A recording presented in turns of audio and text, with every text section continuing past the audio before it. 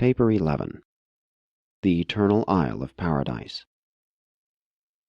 Paradise is the eternal center of the universe of universes and the abiding place of the Universal Father, the Eternal Son, the Infinite Spirit, and their divine coordinates and associates. This central isle is the most gigantic organized body of cosmic reality in all the Master Universe. Paradise is a material sphere as well as a spiritual abode. All of the intelligent creation of the Universal Father is domiciled on material abodes. Hence must the absolute controlling center also be material, literal. And again it should be reiterated that spirit things and spiritual beings are real. The material beauty of paradise consists in the magnificence of its physical perfection. The grandeur of the Isle of God is exhibited in the superb intellectual accomplishments and mind development of its inhabitants. The glory of the central isle is shown forth in the infinite endowment of divine spirit personality, the light of life. But the depths of the spiritual beauty and the wonders of this magnificent ensemble are utterly beyond the comprehension of the finite mind of material creatures. The glory and spiritual splendor of the divine abode are impossible of mortal comprehension. And paradise is from eternity. There are neither records nor traditions respecting the origin of this nuclear isle of light and life. 1. The Divine Residence. Paradise serves many purposes in the administration of the universal realms, but to creature beings it exists primarily as the dwelling place of deity. The personal presence of the Universal Father is resident at the very center of the upper surface of this well-nigh circular, but not spherical, abode of the deities. This paradise presence of the Universal Father is immediately surrounded by the personal presence of the Eternal Son, while they are both invested by the unspeakable glory of the Infinite Spirit. God dwells, has dwelt, and everlastingly will dwell in this same central and eternal abode. We have always found him there and always will. The Universal Father is cosmically focalized, spiritually personalized, and geographically resident at this center of the universe of universes. We all know the direct course to pursue to find the Universal Father. You are not able to comprehend much about the divine residence because of its remoteness from you and the immensity of the intervening space, but those who are able to comprehend the meaning of these enormous distances know God's location and residence just as certainly and literally as you know the location of New York, London, Rome, or Singapore, cities definitely and geographically located on Urantia. If you were an intelligent navigator, equipped with ship, maps, and compass, you could readily find these cities. Likewise, if you had the time and means of passage, were spiritually qualified, and had the necessary guidance, you could be piloted through universe upon universe and from circuit to circuit, ever journeying inward through the starry realms, until at last you would stand before the central shining of the spiritual glory of the Universal Father. Provided with all the necessities for the journey, it is just as possible to find the personal presence of God at the center of all things as to find distant cities on your own planet. That you have not visited these cities in no way disproves their reality or actual existence. That so few of the universe creatures have found God on Paradise in no way disproves either the reality of his existence or the actuality of his spiritual person at the center of all things. The Father is always to be found at this central location. Did he move, universal pandemonium would be precipitated, for there converge in him at this residential center the universal lines of gravity from the ends of creation. Whether we trace the personality circuit back through the universes, or follow the ascending personalities as they journey inward to the Father, whether we trace the lines of material gravity to nether paradise, or follow the insurging cycles of cosmic force, whether we trace the lines of spiritual gravity to the Eternal Son, or follow the inward processional of the Paradise Sons of God, whether we trace out the mind circuits, or follow the trillions upon trillions of celestial beings who spring from the Infinite Spirit, by any of these observations, or by all of them, we are led directly back to the Father's presence, to his central abode. Here is God personally, literally, and actually present. And from his infinite being there flow the flood streams of life, energy, and personality to all the universes. 2. Nature of the Eternal Isle.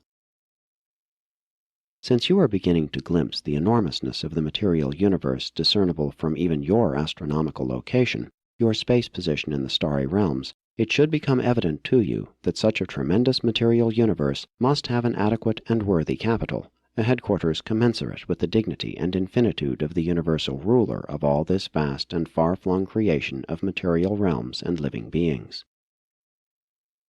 In form, Paradise differs from the inhabited space bodies. It is not spherical. It is definitely ellipsoid, being 1/6 longer in the north-south diameter than in the east-west diameter. The central isle is essentially flat, and the distance from the upper surface to the nether surface is 1/10 that of the east-west diameter.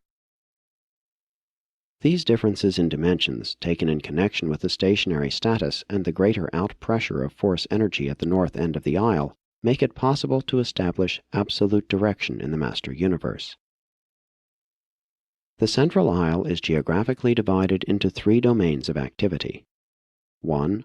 Upper Paradise. 2. Peripheral Paradise. 3. Nether Paradise. We speak of that surface of Paradise which is occupied with personality activities as the upper side, and the opposite surface as the nether side. The periphery of Paradise provides for activities that are not strictly personal or non-personal. The Trinity seems to dominate the personal or upper plane, the unqualified absolute the nether or impersonal plane. We hardly conceive of the unqualified absolute as a person, but we do think of the functional space presence of this absolute as focalized on nether Paradise.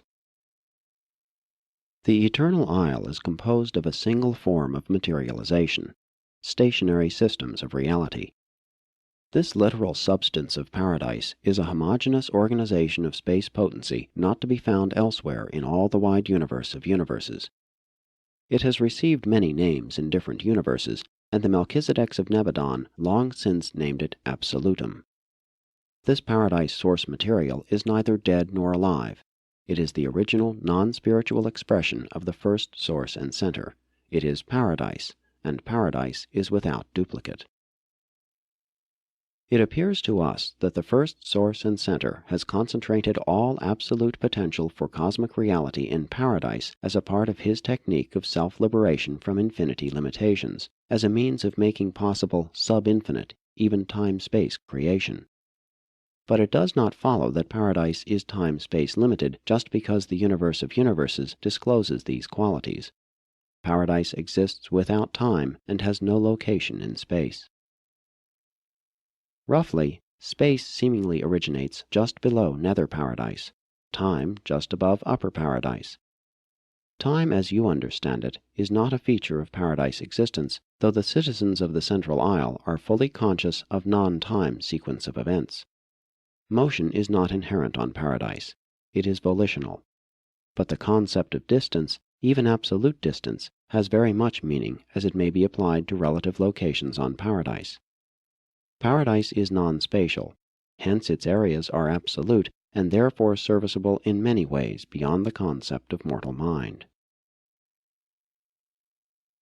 3. Upper Paradise. On Upper Paradise there are 3 grand spheres of activity: the deity presence, the most holy sphere, and the holy area. The vast region immediately surrounding the presence of the deities is set aside as the most holy sphere, and is reserved for the functions of worship, trinitization, and high spiritual attainment. There are no material structures nor purely intellectual creations in this zone. They could not exist there.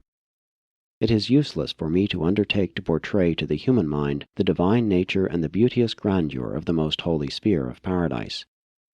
This realm is wholly spiritual, and you are almost wholly material.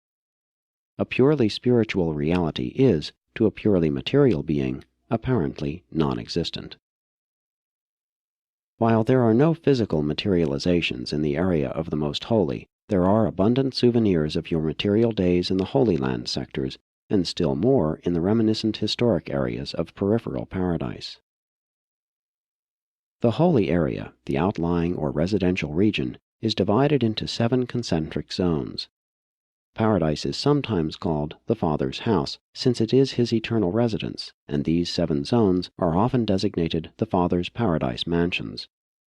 The inner or first zone is occupied by Paradise citizens and the natives of Avona who may chance to be dwelling on Paradise. The next or second zone is the residential area of the natives of the 7 superuniverses of time and space. This second zone is in part subdivided into 7 immense divisions, the Paradise home of the spirit beings and ascendant creatures who hail from the universes of evolutionary progression.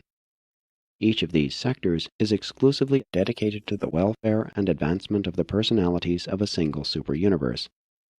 But these facilities are almost infinitely beyond the requirements of the present 7 superuniverses. Each of the 7 sectors of Paradise is subdivided into residential units, suitable for the lodgment headquarters of 1 billion glorified individual working groups. 1,000 of these units constitute a division. 100,000 divisions equal 1 congregation. 10 million congregations constitute an assembly. 1 billion assemblies make 1 grand unit. And this ascending series continues through the 2nd grand unit, the 3rd, and so on to the 7th grand unit. And 7 of the grand units make up the master units, and 7 of the master units constitute a superior unit. And thus by 7s the ascending series expands through the superior, super-superior, celestial, super-celestial, to the supreme units. But even this does not utilize all the space available.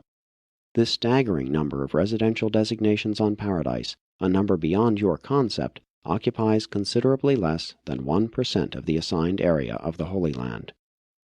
There is still plenty of room for those who are on their way inward, even for those who shall not start the Paradise climb until the times of the eternal future.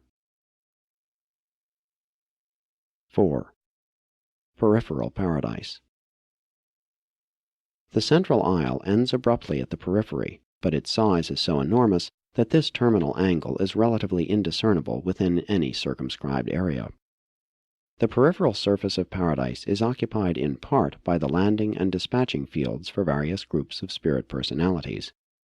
Since the non-pervaded space zones nearly impinge upon the periphery, all personality transports destined to Paradise land in these regions. Neither upper nor nether Paradise is approachable by transport supernifim or other types of space traversers. The 7 master spirits have their personal seats of power and authority on the 7 spheres of the spirit, which circle about Paradise in the space between the shining orbs of the sun and the inner circuit of the Havona worlds, but they maintain force-focal headquarters on the Paradise periphery. Here the slowly circulating presences of the 7 supreme power directors indicate the location of the 7 flash stations for certain Paradise energies going forth to the 7 superuniverses.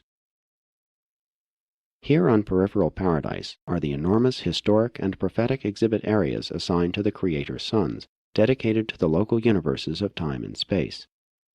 There are just 7 trillion of these historic reservations now set up or in reserve, but these arrangements altogether occupy only about 4% of that portion of the peripheral area thus assigned. We infer that these vast reserves belong to creations sometimes to be situated beyond the borders of the present known and inhabited 7 superuniverses. That portion of Paradise which has been designated for the use of the existing universes is occupied only from 1 to 4%, while the area assigned to these activities is at least 1 million times that actually required for such purposes. Paradise is large enough to accommodate the activities of an almost infinite creation. But a further attempt to visualize to you the glories of Paradise would be futile. You must wait and ascend while you wait, for truly, eye has not seen, nor ear heard, neither has it entered into the mind of mortal man, the things which the Universal Father has prepared for those who survive the life in the flesh on the worlds of time and space. 5. Nether Paradise. Concerning Nether Paradise, we know only that which is revealed. Personalities do not sojourn there. It has nothing whatever to do with the affairs of spirit intelligences, nor does the Deity Absolute there function. We are informed that all physical energy and cosmic force circuits have their origin on Nether Paradise, and that it is constituted as follows. 1. Directly underneath the location of the Trinity, in the central portion of Nether Paradise, is the unknown and unrevealed Zone of Infinity. 2. This zone is immediately surrounded by an unnamed area. 3. Occupying the outer margins of the undersurface is a region having mainly to do with space potency and force energy. The activities of this vast elliptical force center are not identifiable with the known functions of any triunity, but the primordial force charge of space appears to be focalized in this area. This center consists of 3 concentric elliptical zones. The innermost is the focal point of the force energy activities of Paradise itself. The outermost may possibly be identified with the functions of the unqualified absolute, but we are not certain concerning the space functions of the mid-zone. The inner zone of this force center seems to act as a gigantic heart whose pulsations direct currents to the outermost borders of physical space. It directs and modifies force energies, but hardly drives them. The reality pressure presence of this primal force is definitely greater at the north end of the Paradise Center than in the southern regions. This is a uniformly registered difference. The mother force of space seems to flow in at the south and out at the north through the operation of some unknown circulatory system which is concerned with the diffusion of this basic form of force energy. From time to time, there are also noted differences in the east-west pressures. The forces emanating from this zone are not responsive to observable physical gravity, but are always obedient to Paradise gravity. The mid-zone of the force center immediately surrounds this area. This mid-zone appears to be static, except that it expands and contracts through 3 cycles of activity.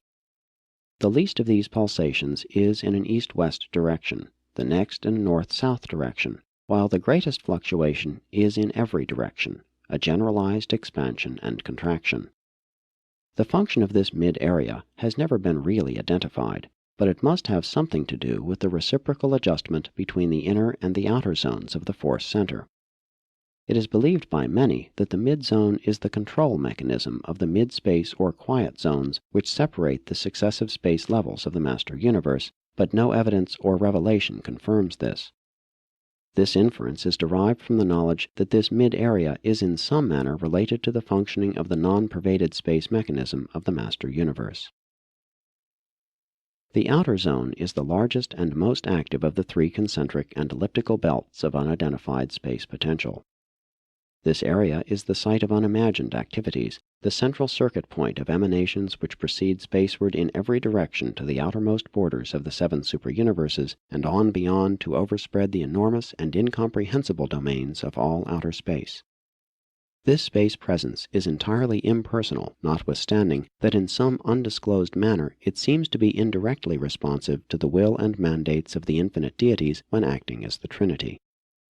This is believed to be the central focalization, the Paradise Center, of the space presence of the unqualified Absolute. All forms of force and all phases of energy seem to be encircuited. They circulate throughout the universes and return by definite routes. But with the emanations of the activated zone of the unqualified Absolute, there appears to be either an outgoing or an incoming, never both simultaneously. This outer zone pulsates in age-long cycles of gigantic proportions. For a little more than 1 billion Urantia years, the space force of this center is outgoing. Then for a similar length of time it will be incoming. And the space force manifestations of this center are universal. They extend throughout all pervadable space. All physical force, energy, and matter are one. All force energy originally proceeded from Nether Paradise and will eventually return there too, following the completion of its space circuit. But the energies and material organizations of the universe of universes did not all come from Nether Paradise in their present phenomenal states. Space is the womb of several forms of matter and prematter. Though the outer zone of the Paradise Force Center is the source of space energies, space does not originate there. Space is not a force, energy, or power. Nor do the pulsations of this zone account for the respiration of space, but the incoming and outgoing phases of this zone are synchronized with the 2 billion-year expansion-contraction cycles of space. 6. Space respiration. We do not know the actual mechanism of space respiration. We merely observe that all space alternately contracts and expands. This respiration affects both the horizontal extension of pervaded space and the vertical extensions of unpervaded space, which exist in the vast space reservoirs above and below paradise. In attempting to imagine the volume outlines of these space reservoirs, you might think of an hourglass. As the universes of the horizontal extension of pervaded space expand, the reservoirs of the vertical extension of unpervaded space contract, and vice versa. There is a confluence of pervaded and unpervaded space just underneath nether paradise. Both types of space there flow through the transmuting regulation channels where changes are wrought making pervadable space non-pervadable and vice versa in the contraction and expansion cycles of the cosmos. Unpervaded space means unpervaded by those forces, energies, powers, and presences known to exist in pervaded space. We do not know whether vertical, reservoir space is destined always to function as the equipoise of horizontal, universe space. We do not know whether there is a creative intent concerning unpervaded space. We really know very little about the space reservoirs, merely that they exist and that they seem to counterbalance the space expansion-contraction cycles of the universe of universes. The cycles of space respiration extend in each phase for a little more than 1 billion Urantia years. During one phase, the universes expand. During the next, they contract. Pervaded space is now approaching the midpoint of the expanding phase, while unpervaded space nears the midpoint of the contracting phase, and we are informed that the outermost limits of both space extensions are, theoretically, now approximately equidistant from paradise. The unpervaded space reservoirs now extend vertically above upper paradise and below nether paradise just as far as the pervaded space of the universe extends horizontally outward from peripheral paradise to and even beyond the fourth outer space level. For 1 billion years of Urantia time, the space reservoirs contract while the master universe and the force activities of all horizontal space expand. It thus requires a little over 2 billion Urantia years to complete the entire expansion-contraction cycle. 7. Space functions of paradise. Space does not exist on any of the surfaces of paradise.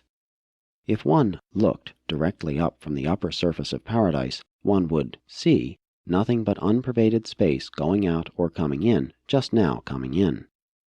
Space does not touch paradise. Only the quiescent mid-space zones come in contact with the central isle. Paradise is the actually motionless nucleus of the relatively quiescent zones existing between pervaded and unpervaded space. Geographically, these zones appear to be a relative extension of paradise, but there probably is some motion in them. We know very little about them, but we observe that these zones of lessened space motion separate pervaded and unpervaded space. Similar zones once existed between the levels of pervaded space, but these are now less quiescent. The vertical cross-section of total space would slightly resemble a Maltese cross, with the horizontal arms representing pervaded universe space and the vertical arms representing unpervaded reservoir space. The areas between the four arms would separate them somewhat as the mid-space zones separate pervaded and unpervaded space. These quiescent mid-space zones grow larger and larger at greater and greater distances from paradise and eventually encompass the borders of all space and completely encapsulate both the space reservoirs and the entire horizontal extension of pervaded space. Space is neither a sub-absolute condition within, nor the presence of the unqualified absolute.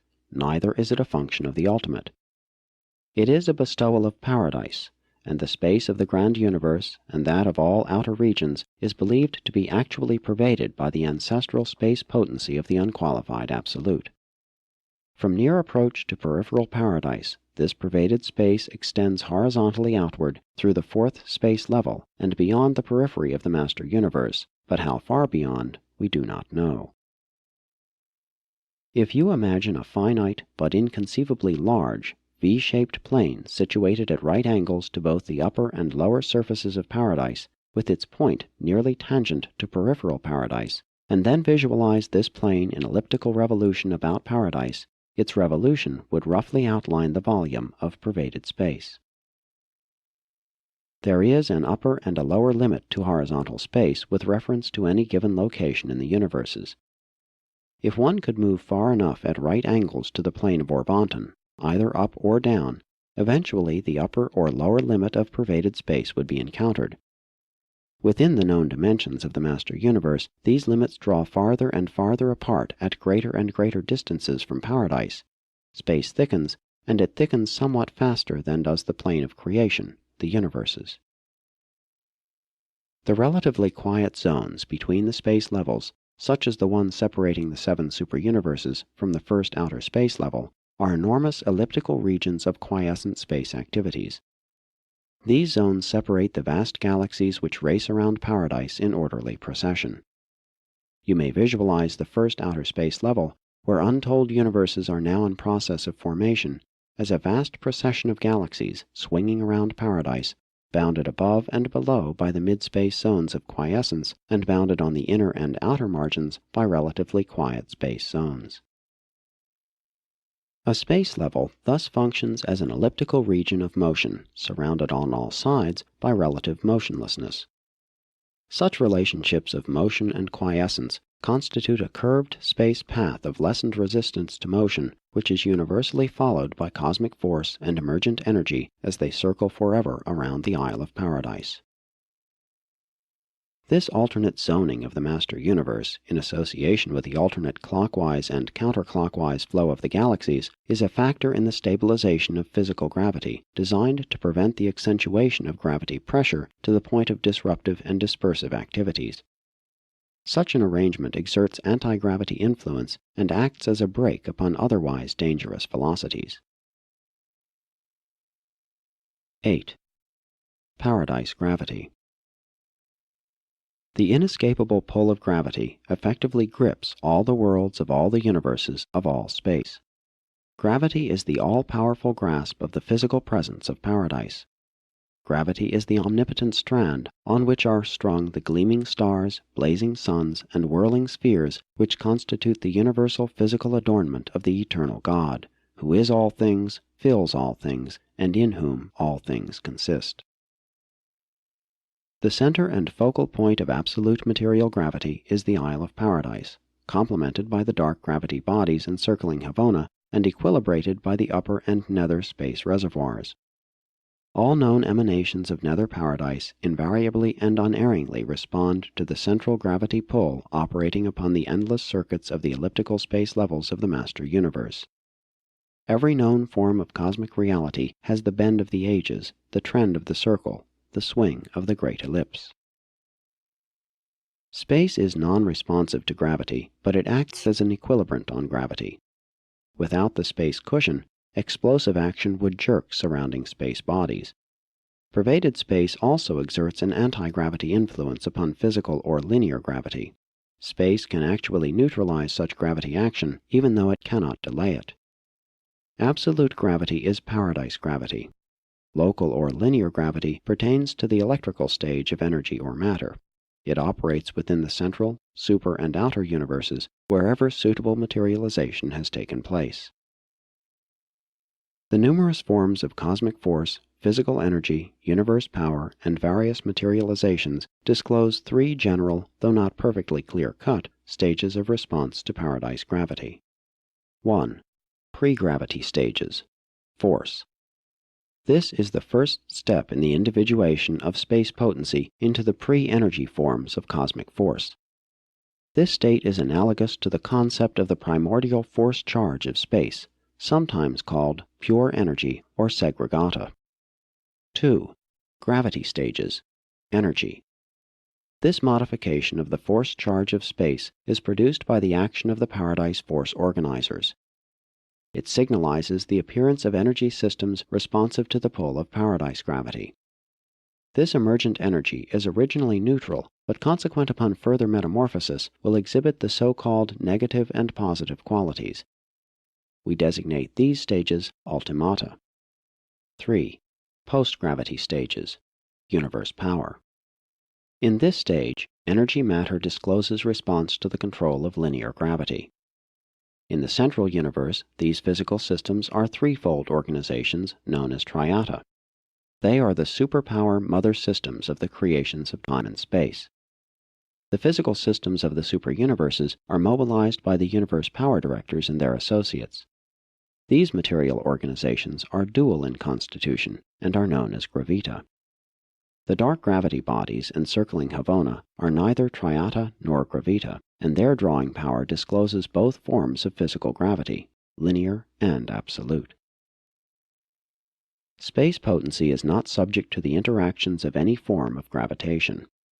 This primal endowment of paradise is not an actual level of reality, but it is ancestral to all relative functional non-spirit realities, all manifestations of force energy and the organization of power and matter. Space potency is a term difficult to define. It does not mean that which is ancestral to space. Its meaning should convey the idea of the potencies and potentials existent within space. It may be roughly conceived to include all those absolute influences and potentials which emanate from paradise and constitute the space presence of the unqualified absolute. Paradise is the absolute source and the eternal focal point of all energy matter in the universe of universes. The unqualified absolute is the revealer, regulator, and repository of that which has paradise as its source and origin. The universal presence of the unqualified absolute seems to be equivalent to the concept of a potential infinity of gravity extension, an elastic tension of paradise presence. This concept aids us in grasping the fact that everything is drawn inward towards paradise.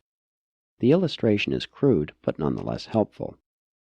It also explains why gravity always acts preferentially in the plane perpendicular to the mass, a phenomenon indicative of the differential dimensions of paradise and the surrounding creations. 9. The uniqueness of paradise. Paradise is unique in that it is the realm of primal origin and the final goal of destiny for all spirit personalities. Although it is true that not all of the lower spirit beings of the local universes are immediately destined to paradise, paradise still remains the goal of desire for all supermaterial personalities. Paradise is the geographic center of infinity. It is not a part of universal creation, not even a real part of the eternal Havona universe. We commonly refer to the central isle as belonging to the divine universe, but it really does not. Paradise is an eternal and exclusive existence. In the eternity of the past, when the Universal Father gave infinite personality expression of His Spirit Self in the being of the Eternal Son, simultaneously He revealed the infinity potential of His non-personal self as paradise. Non-personal and non-spiritual paradise appears to have been the inevitable repercussion of the Father's will and act which eternalized the original Son. Thus did the Father project reality in two actual phases, the personal and the non-personal, the spiritual and the non-spiritual. The tension between them, in the face of will to action by the Father and the Son, gave existence to the conjoint actor and the central universe of material worlds and spiritual beings. When reality is differentiated into the personal and the non-personal, eternal Son and paradise, it is hardly proper to call that which is non-personal deity, unless somehow qualified. The energy and material repercussions of the acts of deity could hardly be called deity. Deity may cause much that is not deity, and paradise is not deity. Neither is it conscious, as mortal man could ever possibly understand such a term. Paradise is not ancestral to any being or living entity. It is not a creator. Personality and mind-spirit relationships are transmissible, but pattern is not. Patterns are never reflections, they are duplications, reproductions. Paradise is the absolute of patterns. Havona is an exhibit of these potentials in actuality. God's residence is central and eternal, glorious and ideal.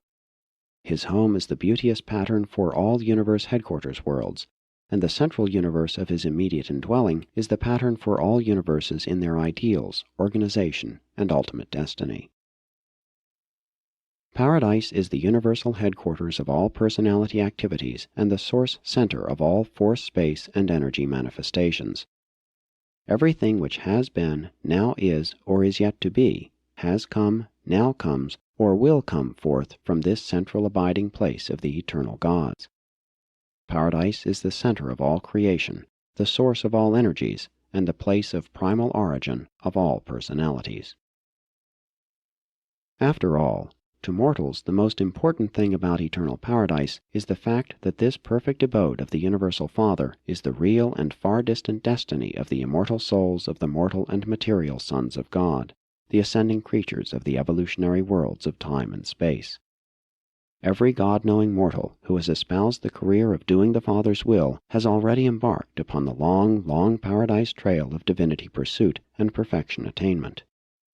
And when such an animal origin being does stand, as countless numbers now do, before the gods on paradise, having ascended from the lowly spheres of space, such an achievement represents the reality of a spiritual transformation bordering on the limits of supremacy. Presented by a Perfecter of Wisdom, commissioned thus to function by the Ancients of Days on Uversa.